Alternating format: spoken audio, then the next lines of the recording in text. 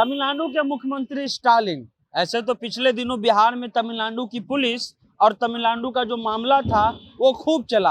अभी एक यूट्यूबर भी तमिलनाडु पुलिस के मदुरई कोर्ट से उनको जो है जेल भेज दिया गया है। लेकिन एक तमिलनाडु का नया मामला आया है। मामला ये है कि तमिलनाडु के एक पैकेट, दही के पैकेट में, उसमें दही लिखा हुआ था। जाहिर सी बात है कि दही के पैकेट में दही लिखा रहेगा। इस पर वहाँ के जो मुख्यमंत्री हैं उनको आपत्ति हो गई और वो कह रहे हैं कि आप हम पर जो है वो हिंदी नहीं थोपिए और आप दही मत लिखिए। उन्होंने कहा कि आप ताइर लिखिए। ताइर यानी कि जो चेन्नई में यानी तमिलनाडु में जो दही होता है उसको ताइर कहा जाता है और इसको लेकर के अभी बवाल मचा हुआ है। अब समझिए कि मामला क्या होता है। मामला ये है कि तमिलनाडु में जो है आज से हिंदी को लेकर के जो है वो प्रदर्शन नहीं हो रहा है। जब रामास्वामी पेरियार थे उस समय भी जो है 1930 और 1940 के बीच हिंदी भाषा को लेकर के एक तरह से जो है आंदोलन हुआ था और वहीं से जो है पेरियार ने एक तरह से पार्टी बनाई और पेरियार को अपना आदर्श स्टालिन मानते हैं। बीच में कहा गया कि जब भारत आजाद हुआ उस समय भी राधा कृष्ण सर्वपल्ली ने महात्मा गांधी को चिट्ठी लेकर के कहा था कि कम से कम जो दक्षिण के प्रदेश हैं वहां पर आप हिंदी थोपने का काम नहीं कीजिए। तो ये मामला एक दो बार नहीं कई बार है। अब ये मामला जो है वो खाने पीने के सामान पर आ गया है और स्टालिन का कहना है कि आप जो है दही मत लिखिए, ताइर लिखिए, क्योंकि तमिलनाडु में ताइर बोला जाता है और जो हिंदी थोपने का प्रयास हमारे राज्य में करेगा हम उसको राज्य से बाहर कर देंगे। ये स्टालिन का जो है वो बयान आ रहा है। और उसके अलावा एक चीज आपको और बता दें कि सीएम ने कहा क्या है, वो भी हम आपको पढ़ करके सुना देते हैं।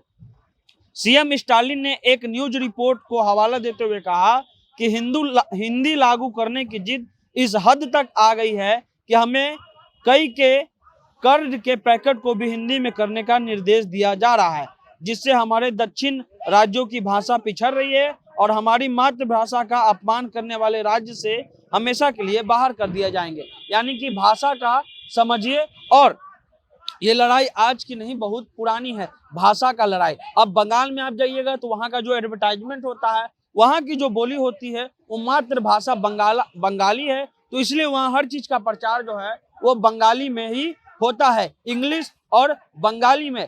इसी प्रकार जो है वो तमिलनाडु में भी ये मामला देखने को मिलता है कि वहाँ जो तमिल भाषा है उसको ज्यादा से ज्यादा तवज्जो दिया जाता है। पिछले दिनों अमित शाह का भाषण आया था।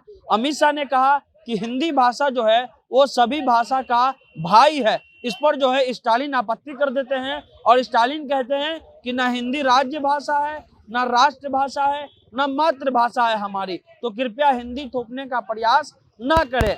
ये एक प्रदेश के लिए अच्छी बात है। हमारे यहाँ देख लीजिए, कोई भी कंपनी का एडवर्टाइजमेंट होगा तो क्या कहीं आपको मैथिली में दिखा कुछ मिलेगा, कहीं आपको भोजपुरी में कहीं देखा कुछ मिलेगा, कहीं अंगिका में कुछ देखने को मिलेगा? ये आपको यहाँ देखने को नहीं मिलेगा। लेकिन आप तमिलनाडु में जाइएगा तो तमिलनाडु में जो है वो तमिल भाषा में एडवर्टाइजमेंट मिलेगा, बंगाल में जाइएगा तो बंगाली भाषा में एडवर्टाइजमेंट मिलेगा, महाराष्ट्र में जाइएगा तो मराठी भाषा को तवज्जो दिया जाता है। लेकिन हमारे यहाँ बिहार में जो है वो अलग अलग भाषा है, लेकिन मातृभाषा का अर्थ हुआ कि अगर हम पटना के हैं तो हम मगही बोलते हैं, तो हमारा मातृभाषा मगही है, हिंदी नहीं है। इसको लेकर के जो है स्टालिन जो है प्रखर रूप से मुखर रहते हैं। और इस बार जो है उन्होंने कहा कि भाई दही के पैकेट पे दही मत लिखिए, ताइर लिखिए और हिंदी थोपने का प्रयास नहीं कीजिए। अगर आप हिंदी थोपिएगा तो हम जो है प्रदेश से आपको बाहर निकाल देंगे। ये पुरानी लड़ाई है।